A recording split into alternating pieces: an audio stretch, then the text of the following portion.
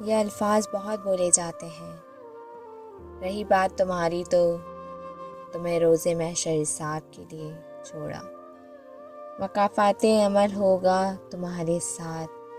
میں سوچ رہی تھی کہ کیوں ہم اپنے ساتھ کی گئی ہر زیادتی کا بدلہ چاہتے ہیں۔ کیا روز محشر ہم کسی کے حساب کے کٹہرے میں کھڑے نہیں ہوں گے؟ کیا اس وقت ہمارے اعمال کی سزا میں ہمیں یہ بات سکون دے گی کہ جسے ہم نے معاف نہیں کیا، دیکھو آج سزا بھگت رہا ہے۔ آج بڑا کریں اپنا دل، مت دیا کریں کسی کو آخرت کی بد دعا، کیونکہ وہاں کی سزائیں بہت تکلیف دہ ہوتی ہیں،